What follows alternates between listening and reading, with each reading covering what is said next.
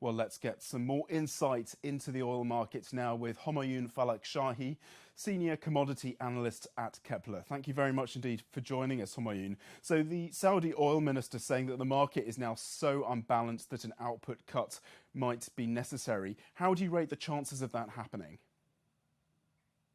Hi, and thanks for having me.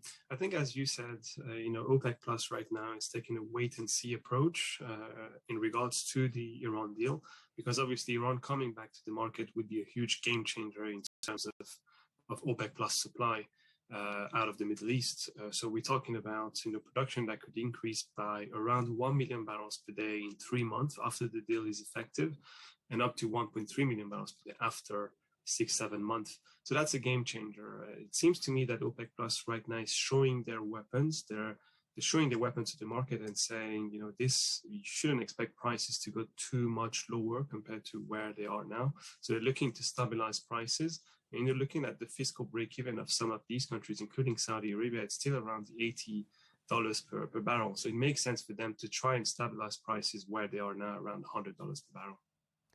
So OPEC Plus delivering around 2.9 million barrels a day, less than their monthly target. What are the key pressures behind this on the supply side? Yeah, as you said, OPEC Plus is way behind in terms of production. A lot of this is linked to actually Russia being behind due to what has been the case over the past 6 months in the war with Ukraine, but also due to structural decline from elsewhere.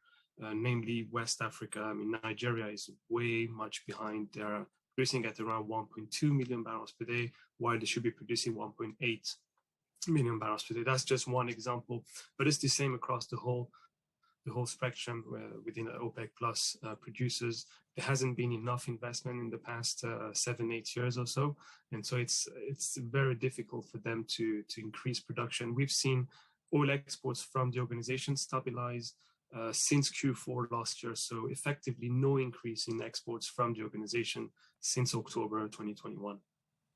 And where would you say that demand is headed, and what direction are crude prices going in, especially considering the looming slowdown in China specifically?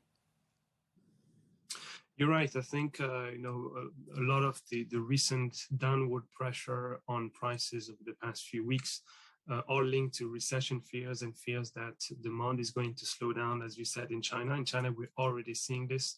We've seen the lowest level of refinery runs in July in more than 2 years.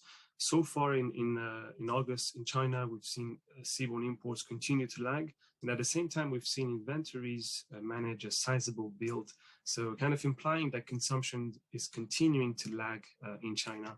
But I think that in the West, and especially in the US, those fears around consumption are kind of fading away with the latest EIA numbers over the past few weeks, with a lot of draws that have been happening there.